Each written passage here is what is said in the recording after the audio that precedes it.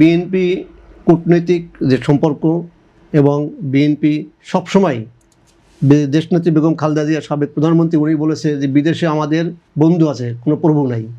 আমরা সেই নীতিতে বিশ্বাসী। আমরা প্রতিবেশী সহ বিশ্বের সকল রাষ্ট্রের সাথে বন্ধুত্ব সুলভ আচরণ করতে চাই এবং বন্ধু হিসাবেই নিতে চাই। সেক্ষেত্রে আমরা খোলা মন নিয়ে এই যে পররাষ্ট্রমন্ত্রী মাননীয় পররাষ্ট্রমন্ত্রী আজকে ইন্ডিয়ায় গেল, সে খোলা মন নিয়ে আলোচনা করবে। আমরা প্রতিবেশী বিশেষ করে ভারতের সাথে আমরা অত্যন্ত ভালো সম্পর্ক চাই।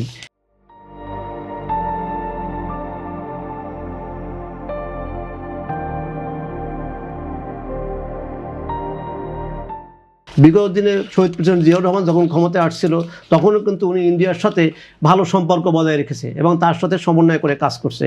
এবং বেগম খালেদা জিয়া যে সরকার 91 এবং 2001-এ আসছিল তখনও ইন্ডিয়ার সাথে ভালো সম্পর্ক ছিল। এই সম্পর্কটা নষ্ট করছে বিগত ফ্যাসিস্ট আওয়ামী লীগ সরকার। তা আমরা চাই পিছনে আমরা তাকাতে চাই না, আমরা চাই সামনের দিকে এগিয়ে যেতে এবং খোলা মন নিয়ে আমরা আলোচনা করব। আর এই দ্বিপাক্ষিক সম্পর্ক উন্নয়নের জন্য এটার প্রধান দায়িত্ব কিন্তু ইন্ডিয়ারই, কারণ আমরা সম্পর্ক নষ্ট করিনি, সম্পর্কটা নষ্ট করছে ইন্ডিয়া। কাজে তাকেই অগ্রণী ভূমিকা পালন করতে হবে। আমাদের কাছ থেকে 100% সাপোর্ট থাকবে এই গভর্নমেন্টের পক্ষ থেকে, কারণ আমরা ভালো সম্পর্ক চাই। সেক্ষেত্রে সাম্য এবং নীতি নৈতিকতার ভিত্তিতে পারস্পরিক সমন্বয়ের ভিত্তিতে আমাদের সম্পর্কটা ডেভেলপ করতে হবে।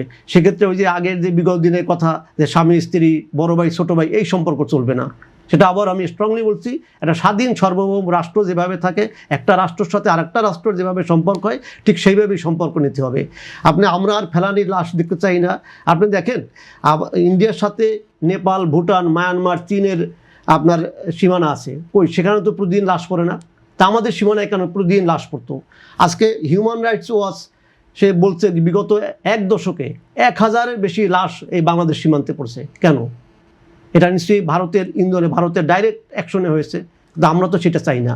হ্যাঁ, পারস্পরিক সীমান্তে ঝামেলা হতে পারে, সীমান্তে বর্ডার গার্ড আছে, তাদের বিএসএফ আছে, পতাকা মিটিং করে সমন্বয় করে সে ফয়সালা করবে, কিন্তু লাশ কেন ফেলবে? আমাদের এই ভিতরে ঢুকে এসে লোকজনকে ধরে নিয়ে যাওয়া হচ্ছে, বিভিন্ন উসিলায় হত্যা করা হচ্ছে। এটা চলতে পারে না। আমরা একটা স্বাধীন রাষ্ট্র, আমরা বিশ্বে একটা স্বাধীন রাষ্ট্র, সার্বভৌম রাষ্ট্র, আমরা সেভাবে আমরা থাকতে চাই। আমাদের জনগণ স্বাধীন, আমরা যুদ্ধ করে এই দেশ স্বাধীন করেছি। এই দেশ কিন্তু কারো দয়া বা করুণায় বা কারো সার্টিফিকেটে স্বাধীন হয়নি।